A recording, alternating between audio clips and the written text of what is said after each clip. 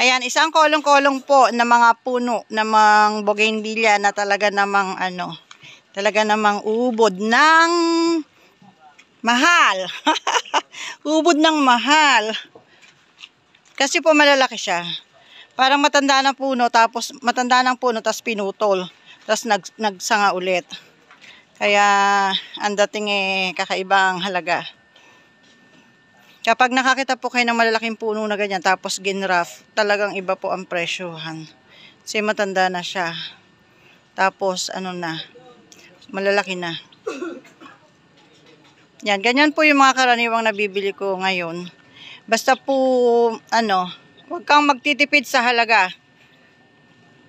Siguradong mabibili mo. Pag tinawaran mo, bibigay sa iba. Madalang kasi po yung mga ganyan kalalaki.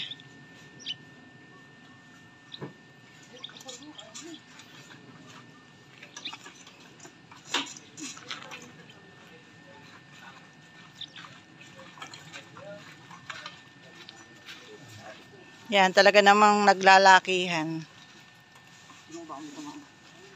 Pakitingnan mo yan, may nakagrab doon malapit.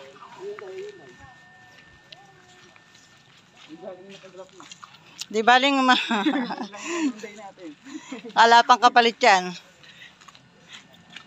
Hindi mapalitan, puro puno at paso ang nabibili.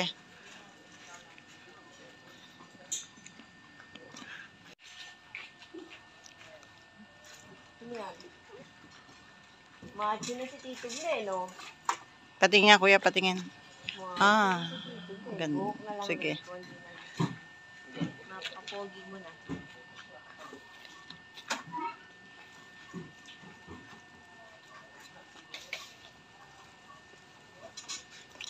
Galing ba kayo sa hukayan niya? Hindi na kayo umuwi. Hindi na yan nakita ng mga kasama nyo.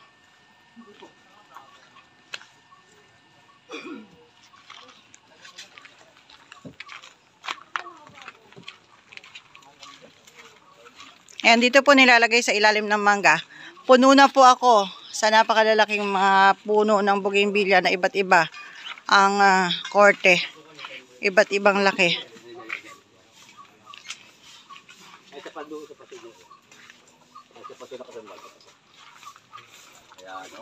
Yan, marami pa akong di na itatanim dahil wala pa akong paso. Yung order ko ng paso na pang ganitong matataas, hindi pa dumarating. Mukhang di na darating. Wala akong mabila ng ganong mataas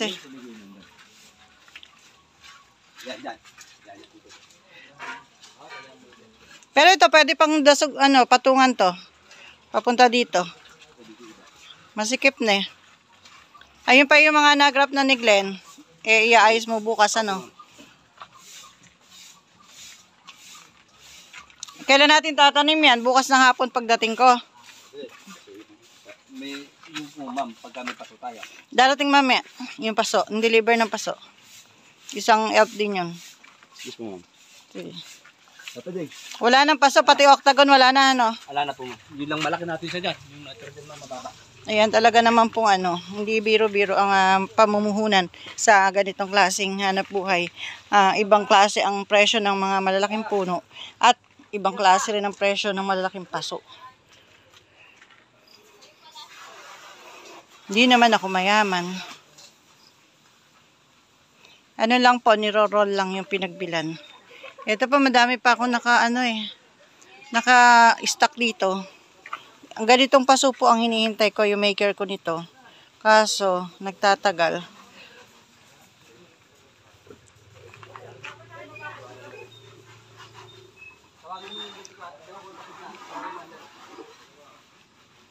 Ayan po si Boss Joel. Si Boss Joel. 2 na tauhan niya, 3 na silang nag-aasikaso ng mga malalaking puno na to. Dahil siya yung matagal na dito. Siya nakakumanguna. Leader ka na. Bahala ka sa mga kasama mo.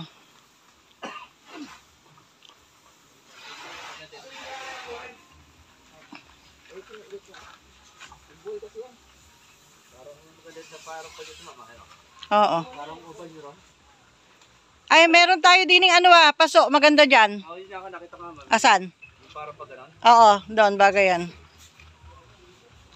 Tapos, di ba meron pa tayo mga cone dyan?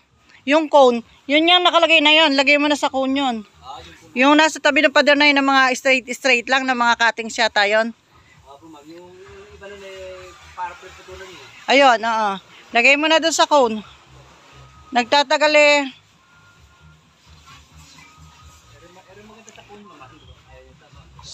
Ayun, ganyan, oo. Oo. Eh, pagawin mo dito kasi maaarawan yan. Bukas pa ng hapon pagdating ko, tsaka tayo makakapagtanim. Dito ako kaya. Pailalim mo dito.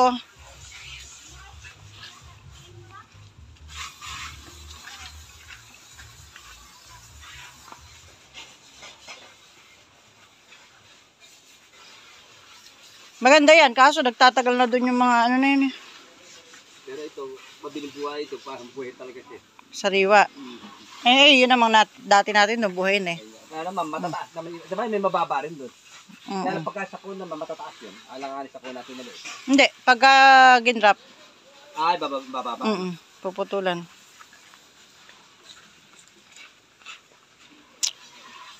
Bukas maghakot ka na ng paso din eh. Magaya ka na para Lalabas tayo bukas ito man. apurahan. Nalabas ko ito yung ginurap ni Glenn. Eto, buhay na rin to. Ilabas mo na rin to, oh. Ere. Para makaluwag dito. Sige po. Tsaka ito pwede nang ilabas to. Tinan mo, oh.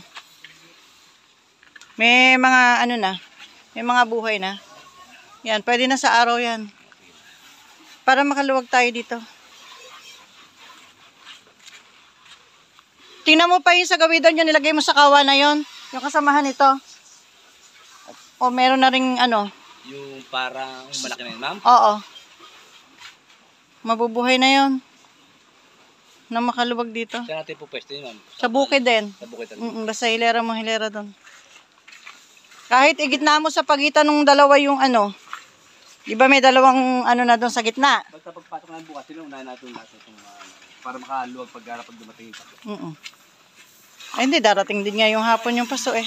Nasa daan na hangin eh. Titigay ko na.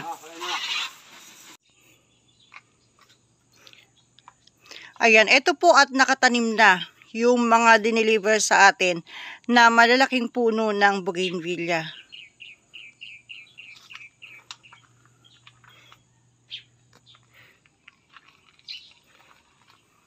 Ayan, ito po yung tagagawa ng paso na to. Yung klase ng paso na to ay mabilis pong gumawa. Kapag sinabi ko pong deliveran mo ko ng isang load, mayroon po kasi siyang elf na maliit. Pag sinabi ko deliveran mo ko ng isang load, ng isang puno, nung sasakyan mo, ay ilang araw lang, i-deliver na sa'yo. Kaya ito po yung nagagamit ko lagi.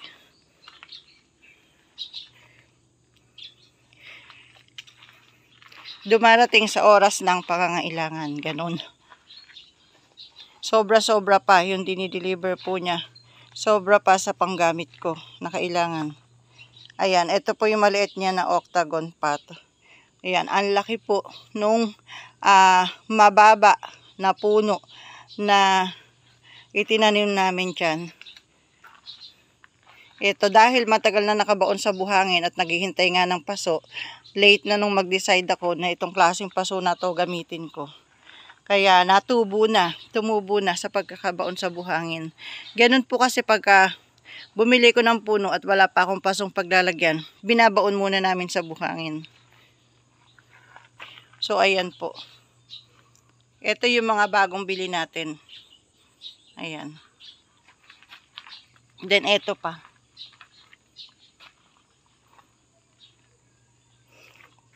Tapos, ito yung mga dati na unang nakatanim dito. Ayan, isa-isa nang nailabas sa bukid. Basta po tumubo kasi dito, nag-sprout na, ipalalabas ko na po sa bukid. Ito yung isa pa nating malaking puno na yung paso niya ay hindi pa bagay sa kanya. Kasi sa sobrang laki niya, maliit yung paso na nagamit ko. Hindi ko po kasi malagyan ng malaking paso dahil hindi na mabubuhat, hindi na mabebenta. So, nag-iisip pa ako kung anong klaseng paso ang gagamitin ko dito. Pansamantala, doon muna siya.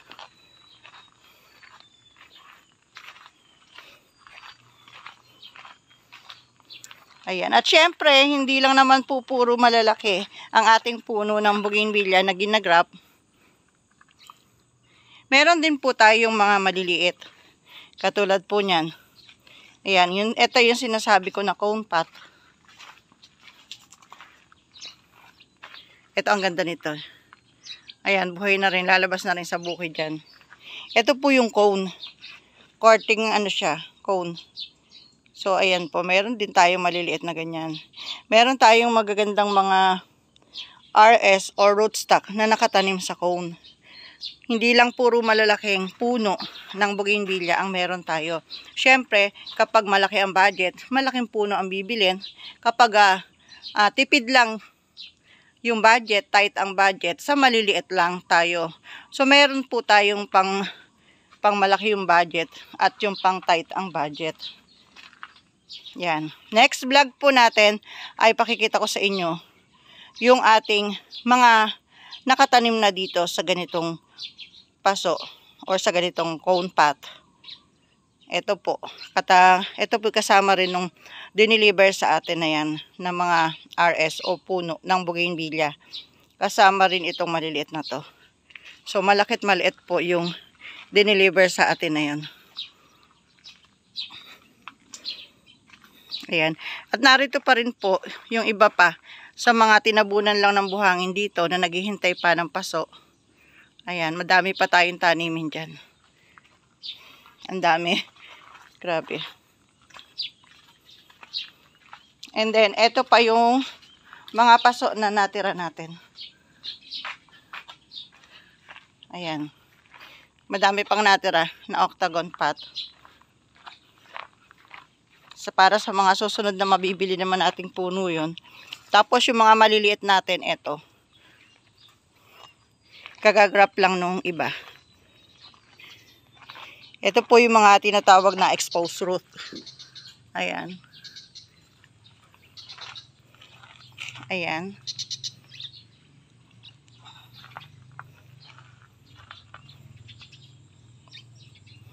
Ayan. Magaganda po yung mga puno nyo. Ito mga repair lang to. Ginwrap tapos hindi tumubo lahat. So dinagdagan pa. Tapos ito pa yung isa nating malaki rin. Ayan. Grabe. Ang lalaki. Ayan, repair din to. Tubo na ibang sangayo, iba hindi. So, i-repair. Uulitin ulit i-grap yung mga hindi tumutubo. So, ayan po yung ating mga ginagawa ngayon, ginagrap na bougainvillea. Ayan. Thanks for watching po.